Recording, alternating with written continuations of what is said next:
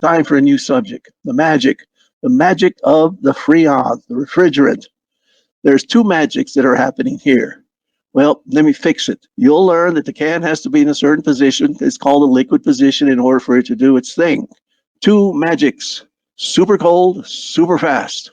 The refrigerant is a special chemical that is designed to create cold, and it does an excellent job. On the right, I still have that can representing the refrigerant being sprayed out. Over here on the left, I have two expansion valves. This is an expansion valve, and this is an expansion valve. And this is called an expansion tube or expansion valve. They're all doing the same thing. As the refrigerant passes through these devices, whether it's the block valve, the 90-degree valve, or the expansion tube, there is a change of pressure, change of temperature. It's just like the magic that comes out of the can. It's cold, just like it, just coming out of the can.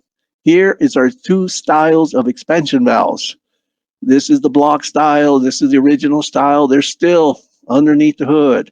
This one, expansion tube, orifice tube.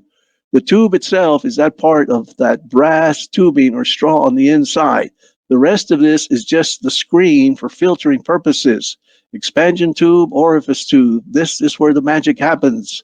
Yes, technically it's minus 80 degrees below zero.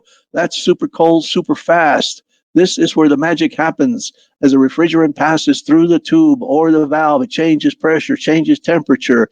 It gets cold. Why should you know where the tube is located? Because it's going to get dirty. You see those metal shavings? That's the guts of the compressor. No, that's not Teflon this time. This is aluminum. On the left, we have the new clean one. On the right, that looks like shavings from the compressor. And you're also going to learn that once in a while, there's this mud device. It's called desiccant that comes out of your drying element that winds up plugging up and causing circulation problems. So where is this tube located? Three answers. Three possible locations for the expansion tube. At the end of the liquid line, in the middle of the liquid line, at the beginning of the liquid line, somewhere on the liquid line. So we should know the liquid line. Thinnest one, the smallest one. This is called the liquid line. A good place to find the liquid line is going to be next to the suction. Over here at the firewall, this is the liquid line. Here's an example of how the orifice tube can be located in the middle of the liquid line. Here, in this case, is located at the end of the liquid line. These little dimples or crimps are indicators that that's where the tube is located. That's how you're going to start looking for this. It's a very, very subtle hint, but it's there. Sometimes those little dimples are covered up with a little foam. You're going to have to peel back and see what's going on. Here you can start to see the beginning of the tube. This is a serviceable one.